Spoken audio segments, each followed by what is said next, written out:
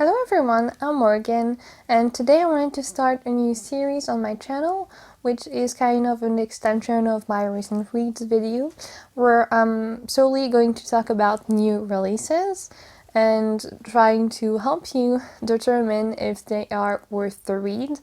Obviously, I read a lot of new releases as well as ARCs, advanced reader copies that I get from publishers, so I thought it would be interesting to put them in one video every month or so, because I feel like people are either really interested in new releases or not interested at all.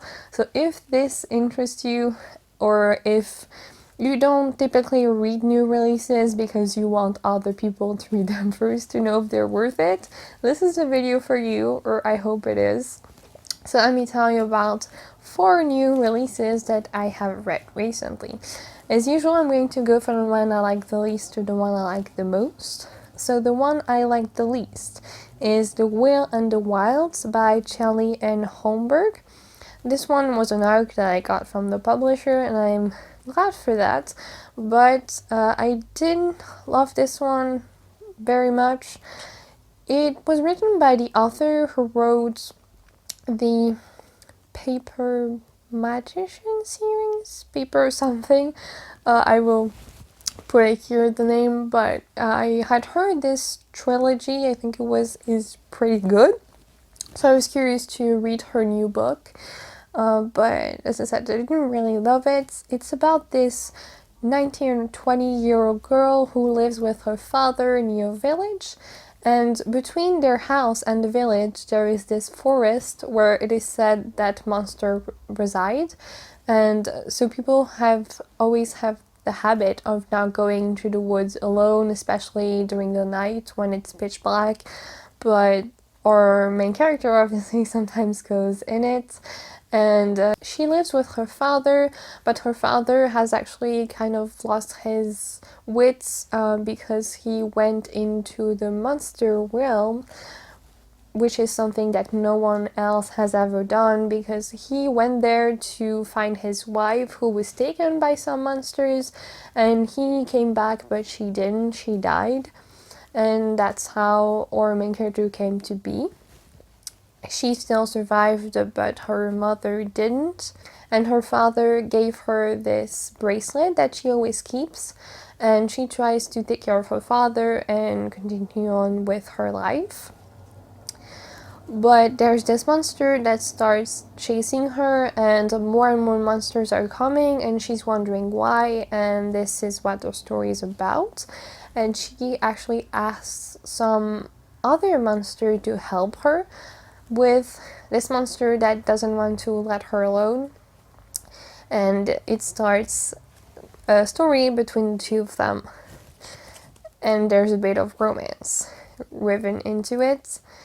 It's not like bad. I mean, I like the writing, but the problem with this book is that the plot is very thin and there's not a lot happening. It's not a bad book to read, like it reads pretty easily, I will say, but in the end nothing happens really, and the little that does happen you can predict very easily, so what really is the point? I personally don't know. So yeah, that's this one. The second book is Surrender by Loriga, translated from the Spanish by Carolina de Robertis. And this book is a utopian book, and it takes place in this world in Spain where the war is raging, and our main character has to go. He has to leave his home with his wife, and they have taken in this kid that just went into their home. He doesn't talk, and they don't know who he is, but they are sheltering him. And when they have to leave their home, they actually have to put fire to their home before leaving, and they have to join everyone in this transparent city. So the first part of this book is them having to go to this city and making their way, and a lot of things go wrong during their way, but when they get there, it's actually pretty interesting, and everything in this city is transparent. You just you can see everyone in their own homes. Everything is made of some sort of material that isn't glass but is transparent, and so you can see people right next to you having a shower in their apartment.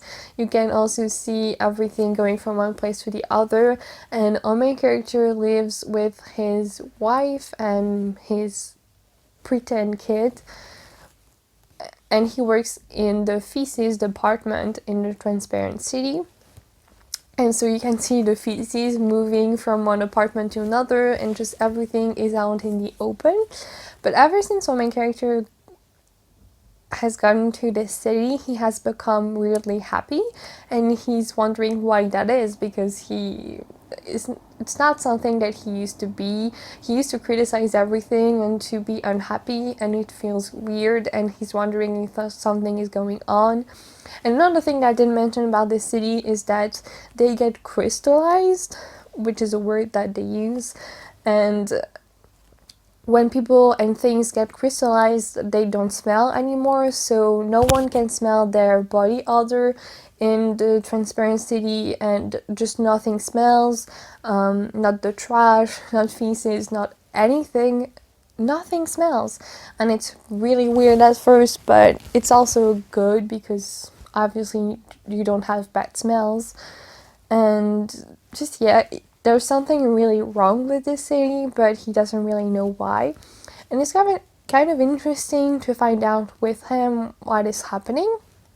But also, my problem with this is that I didn't like our main character. He was just this 34-year-old man, something like that, who was very misogynist and just kind of the cliche of a Spanish man, really, that I have anyway. It's, the man who thinks that he's just the most important, that he's the man of the family, and so I don't know, like, he thinks his wife is very smart and all this stuff, but still he thinks that he should have a place with her, and I don't know, just a lot of things bothered me about him, and I don't think he's meant to be unlikable, he's just the way he is, and I don't love him at all. And though the transparency did fascinate me a little bit, and I could really imagine how it would look like, I still wasn't like that interested. It's very short, and again, not a lot happens in the end, and a lot you can predict. So the third book I want to talk about is Uncanny Valley by Anna Wiener. And this book is a memoir of Anna Wiener's life working in different Silicon Valley startups in California, and it was quite interesting. She worked in a few different places. First, she worked in a startup that worked on ebooks, selling ebooks and that kind of stuff, and she started working there after she worked in a publishing company or for a literary agent, I'm not sure anymore. So she knew a lot about books, and that was really interesting, but now she actually had to get used to technology, and that was something different for her. And then she went on to work for different startups that worked on many different things, and she specifically worked on the user experience.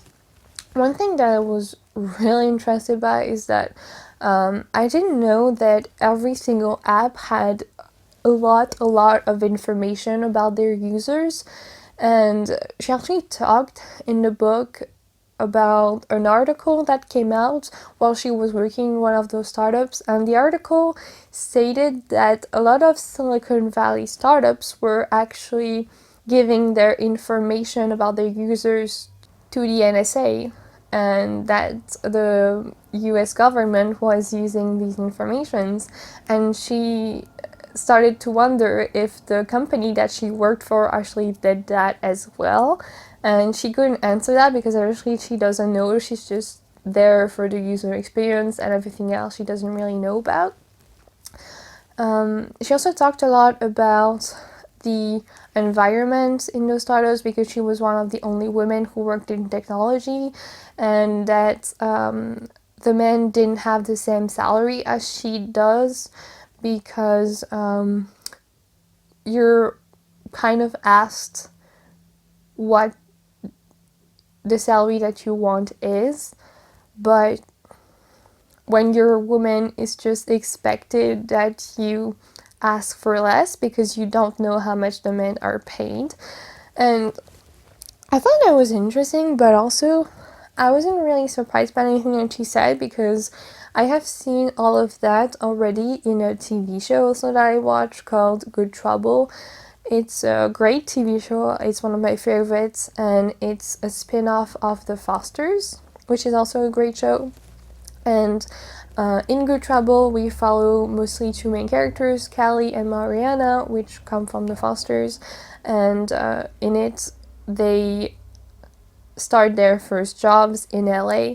And Mariana specifically is working in a tech startup in LA, and she's trying to build her new app. And when she gets to the company, every man around her is just so mean to her and just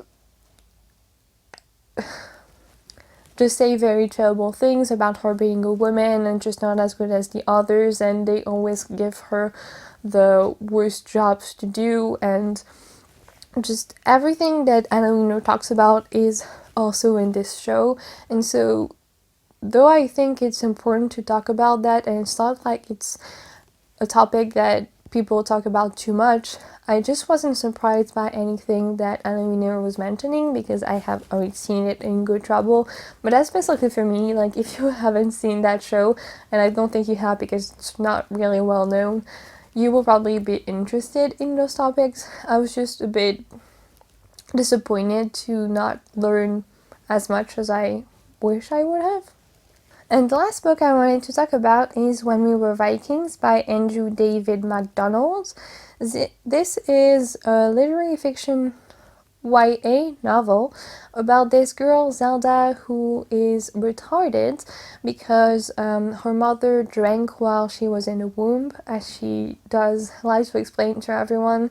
And this book was just so beautiful. I love the character of Zelda. She was just so cute and heartwarming. She was always trying to do her best, though obviously she struggled with a lot of things with her mind and everything, just trying to be her own person.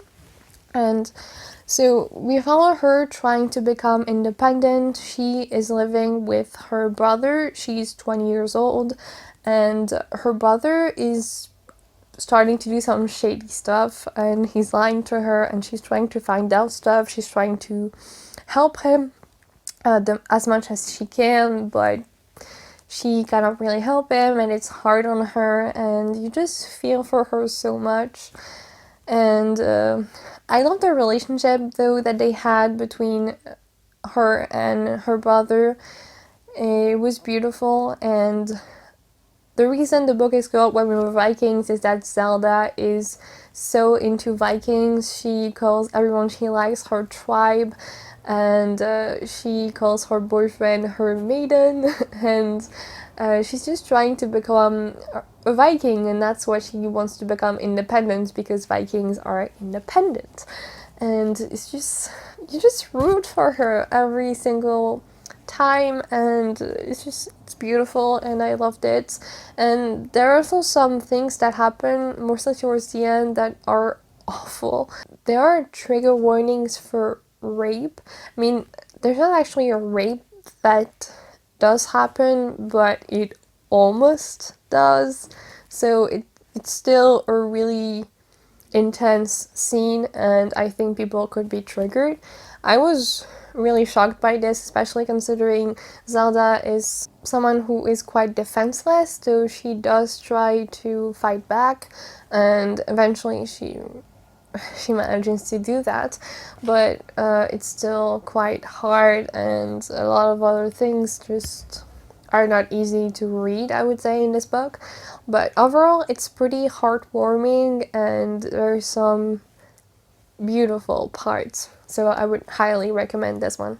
That's all for me. Thank you for watching. Please tell me if you've read any of these books or if you want to read them after hearing me talk about them, as I would love to know.